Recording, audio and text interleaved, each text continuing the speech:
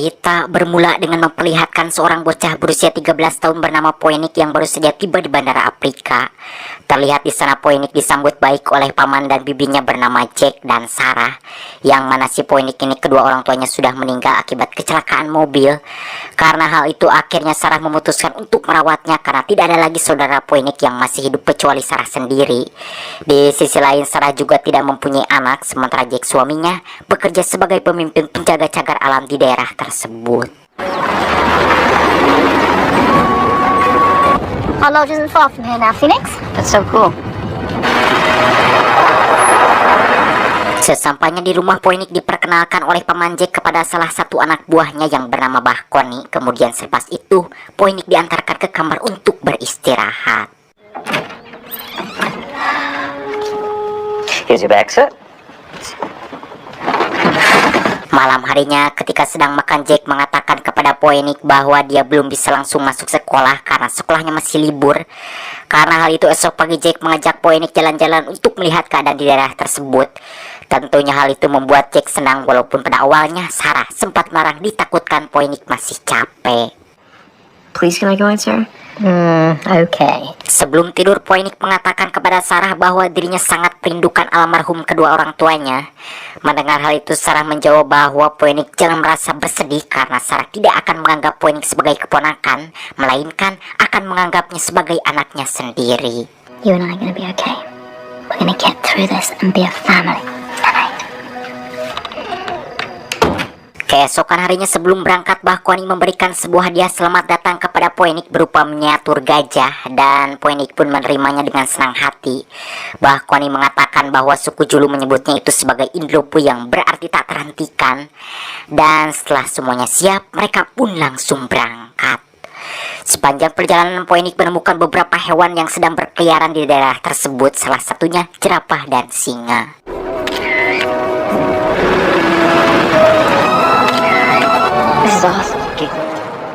Setelah beristirahat sejenak, mereka pun berniat akan melanjutkan perjalanan.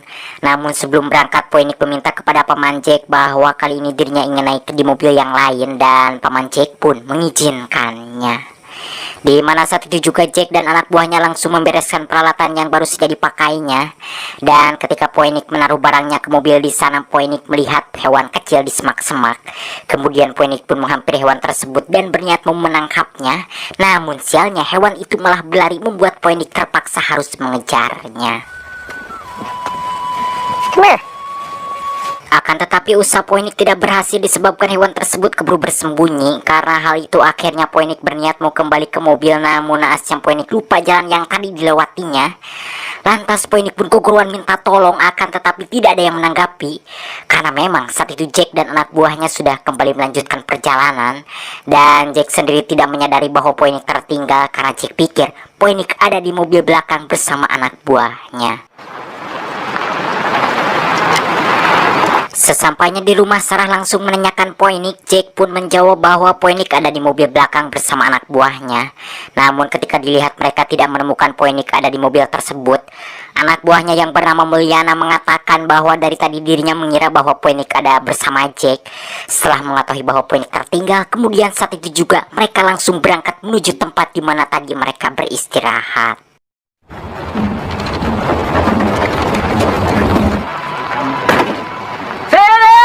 Setibanya di sana, mereka pun langsung berpencar mencari Poenik. Di sisi lain, Jack juga menyuruh Bahkoni agar menghubungi Kolonel Darman untuk meminta bantuan. Sementara Sarah dirinya benar-benar merasa cemas karena takut Poenik tidak bisa bertahan di dalam padang rumput tersebut. Melihat itu, Jack pun menenangkannya. Just arrived. He cannot survive alone. We will find him. Tak lama kemudian Kolonel Darman pun datang bersama pasukannya. Lalu Jack pun menceritakan bahwa keponakannya hilang di tempat tersebut. Mendengar hal itu, Kolonel Darman mengatakan bahwa beliau dan anak buahnya siap membantu Jack untuk mencari Poenik. Sedangkan Poenik, orang yang sedang dicarinya, kala itu bersembunyi di dalam gua karena takut dimangsa hewan-hewan buas.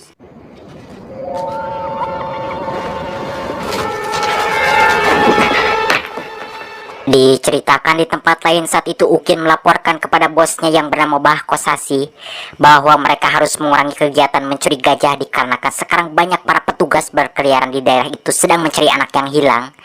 Mendengar hal demikian, Kosasi menjawab bahwa anak yang hilang itu tidak ada kaitannya dengan pekerjaan mereka.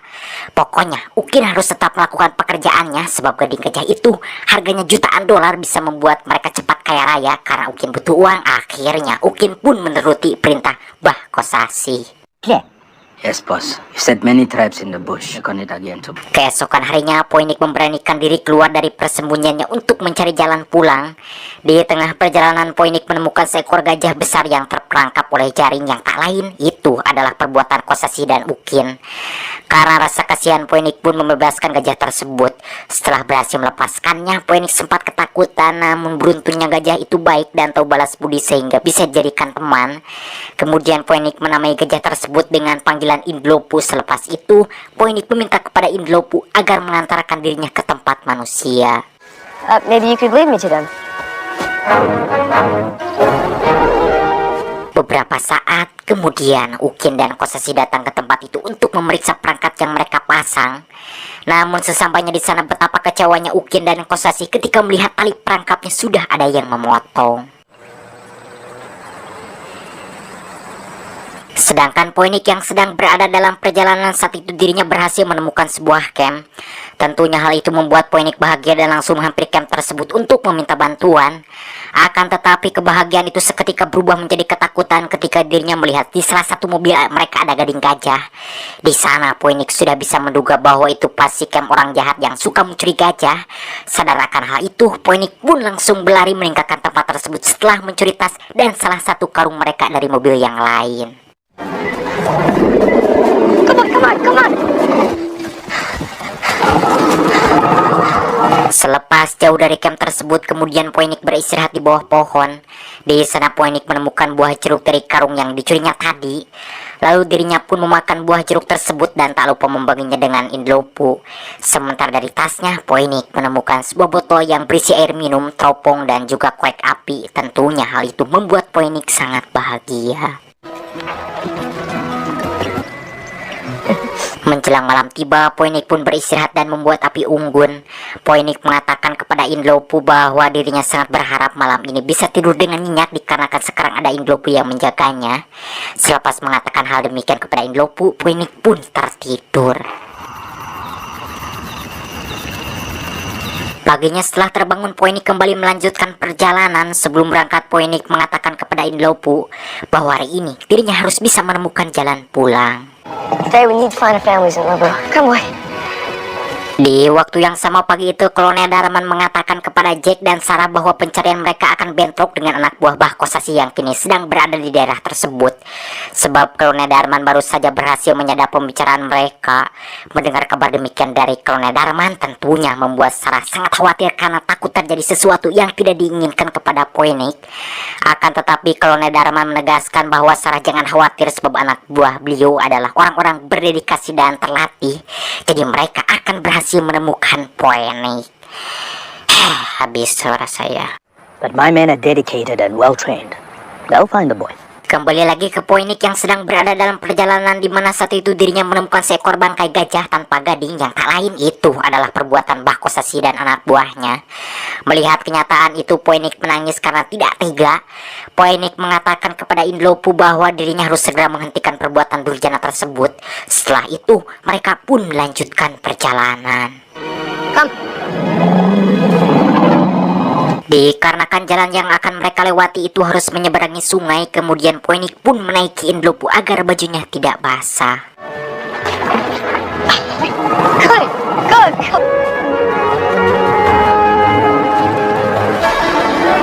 Forward, boy. Forward.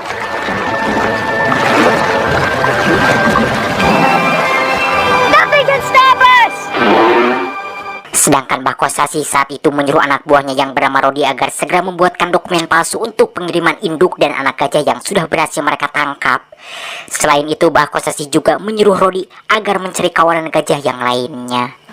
But in the meantime, find me that herd. Yes, boss. Di sisi lain, Poinik sendiri sudah sampai di suatu tempat yang jaraknya tidak jauh dari camp mereka. Di sana Poinik melihat dari teropong bahwa di dekat camp tersebut ada induk dan anak gajah yang tak lain itu adalah anak dan istri Inlopu. Melihat itu, Poinik mengatakan kepada Inlopu bahwa dirinya akan menyelamatkan mereka. Akan tetapi Poinik akan menyusun rencananya terlebih dahulu. Me and you, we'll save them. First, we need a plan. All right?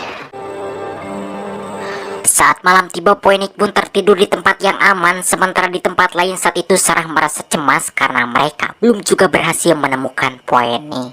And those poachers are giving me nightmares. Di mana paginya sebelum melanjutkan perjalanan, Poinik mengatakan kepada Indopu bahwa senjata itu jahat. Jadi jika Indopu bertemu dengan orang yang membawa senjata, dirinya harus mengambil senjata tersebut dan menginjaknya. Selepas memberitahukan hal tersebut kepada Indopu, mereka pun berangkat. Di tengah perjalanan mereka bertemu dengan anak buah Bahkosasi. Melihat itu, spontan Poinik pun menyuruh Inlopu agar merebut senjata mereka, yang kemudian mengejarnya membuat mereka ketakutan dan langsung kabur di Papareto sambil prat-prat kentut di celana. Get him! Get him!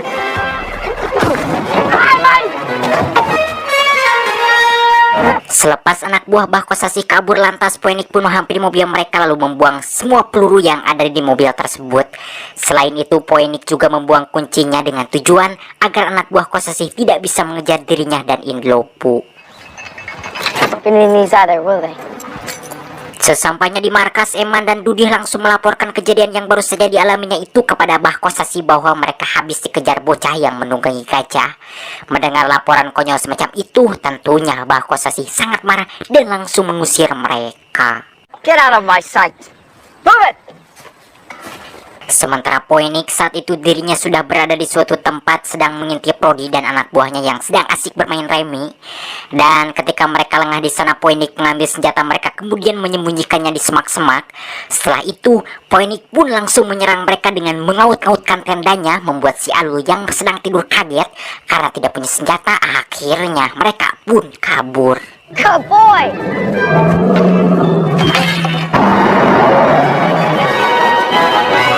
Setibanya di markas, Rodi langsung melaporkan kejadian tersebut kepada Bahkosasi. Mendengar laporan konyol yang kedua kalinya, spontan Bahkosasi pun marah sebab mereka itu berempat dan punya senjata, jadi mana mungkin bisa kalah sama bocah. Rodi mengatakan bahwa bocah itu telah mencuri senjata mereka, jadi mereka tidak bisa melakukan perlawanan. Disebabkan Poinik sudah mengganggu pekerjaan mereka, akhirnya Bahkosasi menyuruh Okin dan Rodi agar kembali ke tempat yang tadi dan menangkap Poinik. I want you to find that boy now!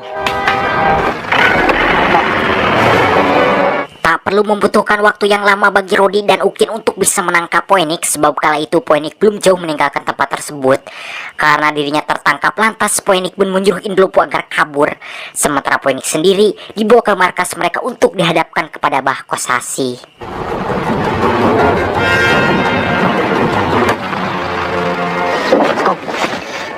Sesampainya di markas, Bahkosasi pun langsung menanyakan Inlopu kepada Poinik. Poinik menjawab bahwa Bahkosasi tidak akan pernah bisa menangkap Inlopu sebab dia gajah yang pintar. Selepas mendengar jawaban demikian dari Poinik, Bahkosasi menyuruh Ukin dan Rodi agar memasukkan Poinik ke dalam gubuk. Dan Kosasi berniat mau menjadikan Poinik sebagai umpan untuk menangkap Inlopu. Oh, just a kid. Close it. Malam harinya, Poinik yang berada di gubuk tanpa sengaja dirinya menemukan sebuah foto Bahkosasi sedang menggandeng Jack.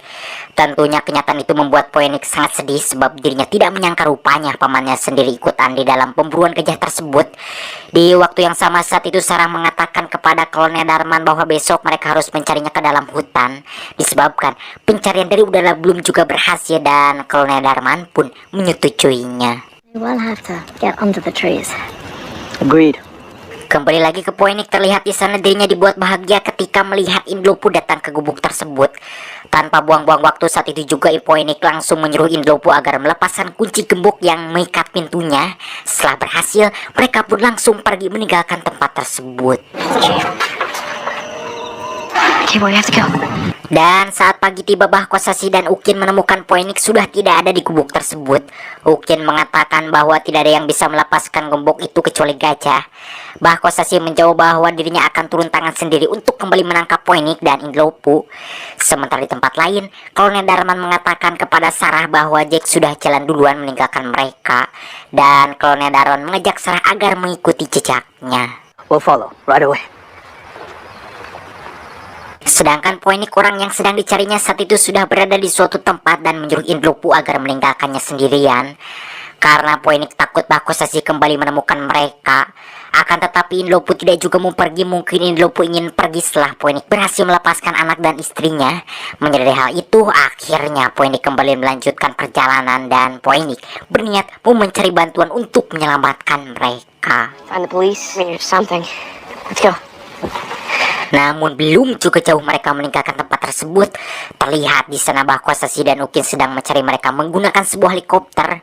Dan ketika Bah Kosasi mau membidik Inlopu, spontan Ukin pun melarangnya karena Ukin takut bidikan Bah Kosasi meleset hingga akhirnya mengenai Poinik yang tidak bersalah. Setelah melihat bahwa Bah Kosasi dan Ukin tidak mengejarnya, kemudian Poinik pun berhenti di bawah pohon. Poinik tidak mengetahui bahwa dirinya selamat itu berkat jasa Ukin. They almost got us, boy. They almost got us. Di sana Poinik mengatakan kepada Inlopu bahwa nanti malam dirinya akan berusaha untuk membebaskan anak dan istri Inlopu. Sedangkan Bah Kosasi sesampainya di markas, dirinya merasa heran kenapa tadi Ukin melarangnya untuk menembak Inlopu. Ukin pun menjawab bahwa di atas gajah itu ada Poinik dan Ukin tidak mau terlibat dalam penyiksaan anak. Setelah mendengar alasan Ukin yang masuk akal, kemudian Bah Konidin menyuruh Ukin agar menyiapkan induk dan anak gajah untuk pengiriman besok, dan Ukin pun menurutinya. Ada apa lagi? Get out of my car for shipment tomorrow. Sure, boss. Di mana pada malam harinya Poinik memberanikan diri datang ke markas Bah Kosasi untuk membebaskan anak dan istri Inlopu sesuai janjinya. Sementara Inlopu menjatuhkan drum berisi bensin. Selepas anak dan istri Inlopu bebas, kemudian Poinik membakar bensin tersebut, membuat sebagian besar markas Bah Kosasi out-outan. Melihat kejadian itu, Bah Kosasi merasa kesal karena sudah kecolongan. Paginya Bah Kosasi menanyakan anak buahnya kepada Ukin. Ukin menjawab bahwa sebagian dari mereka sudah kabur karena mereka pikir bahwa Inlopu itu gajah setan. Selain itu, Ukin juga mengajak Bah Kosasi agar segera meninggalkan tempat tersebut. Bah Kosasi pun menyetujuinya, akan tetapi sebelum pergi, dirinya ingin menangkap terlebih dahulu Inlopu. First, I'm going to hunt down that elephant. Beberapa saat kemudian, Kolonel Darman dan Sarah sudah sampai ke tempat tersebut. Namun sayangnya mereka tidak menemukan Bah Kosasi ada di tempat itu karena memang dari tadi Bah Kosasi sudah berangkat mencari Inlopu. Terlihat di sana Kopral Yoyok menemukan beberapa foto Jack bersama Bah Kosasi. Kemudian Yoyok pun memberikan foto tersebut kepada Kolonel Darman, dan ketika melihat foto itu, Kolonel Darman terkejut dan hampir tidak percaya. Oh my. Di waktu yang sama terlihat Poinik sedang berada dalam perjalanan yang mana dirinya benar-benar merasa sangat bahagia karena telah berhasil menyelamatkan keluarga Inlopu. Namun sialnya Poinik tidak mengetahui bahwa di belakang ada Bah Kosasi yang sedang mengintip mereka.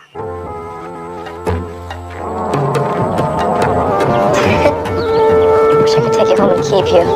Setelah menemukan tempat yang tepat, Bah Kosasi pun langsung mencegat Poinik, kemudian menyuruhnya agar turun dari gajah tersebut. Selepas Poinik turun, Bah Kosasi berniat mau membunuh Inlopu. Beruntungnya Inlopu yang pandai pun keburu membuang senjata Bah Kosasi. Dan ketika Inlopu hendak menghabisi Bah Kosasi, Poinik melarangnya disebabkan Poinik masih mempunyai rasa kemanusiaan di dalam dadanya. Okay, stop, boy. Akan tetapi Bah Kosasi sangat licik. Di saat Poinik lengah, dirinya berniat mau mengambil kembali senjatanya untuk membunuh Inlopu. Akan tetapi beruntungnya keburu datang Jack yang telah lebih dulu sampai ke tempat tersebut. Tentunya hal itu membuat Poinik sangat bahagia. Di sana Bah Kosasi mengatakan kepada Jack bahwa Jack sendiri ikut terlibat dalam pemburuan. Jadi jika dirinya ditangkap, maka Jack pun akan ditangkap. Jack pun menjawab, hehehe, dengar kau Kosasi oleh cecawirmu, saya mah udah siap dan akan bertanggung jawab atas perbuatan saya. Sing kisah man. expedite om från duell lite fart för mig då. Tak lama kemudian Sarah dan klonnya Darman juga sampai di tempat tersebut. Terlihat di sana Sarah langsung berlari memeluk Phoenix, sementara klonnya Darman menghampiri Jack. Klonnya Darman mengatakan bahwa dirinya akan memujuk hakim untuk meminta keringanan atas perbuatan Jack setelah beliau melihat apa yang dilakukan Jack tadi terhadap Bah Kosasi. What you've done here, play the magistrate to be. Thank you, Colonel. Selepas itu kemudian klonnya Darman mengucapkan terima kasih kepada Phoenix sebab berkat Phoenix kini para pemburu paling bengis di Afrika kabur, bahkan Bah Kosasi juga berhasil ditangkap.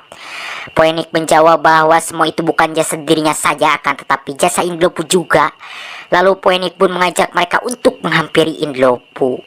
This is Indlopu. Down. Bus boy. See? It's totally fine. Setelah menunjukkan kepada mereka bahwa Indlopu itu adalah gajah yang jinak dan baik, kemudian Phoenix juga memperkenalkan kepada mereka anak dan istri Indlopu. Hey, little one. That's all right. You're cute. Lalu klonnya Darman menanyakan apakah Phoenix akan mengadopsi seluruh keluarga gajah tersebut. Phoenix pun menjawab bahwa dirinya tidak akan mengadopsinya karena sekarang mereka sudah aman dari pemburu dan bisa hidup kembali bebas di alamnya. Mendengar jawaban bijak dari Phoenix, mereka merasa bangga terhadap Phoenix, terutama Sarah. Sebelum pergi, Phoenix berpesan kepada Indlopu agar dirinya selalu menjadi ayah yang baik bagi keluarganya. Kemudian Phoenix memeluk Indlopu sambil menangis. Love you. Di akhir cerita, Phoenix menatap puas kepergian Indlopu dan keluarganya dengan penuh kebanggaan. Tamat ending yang sangat mengkosasihkan.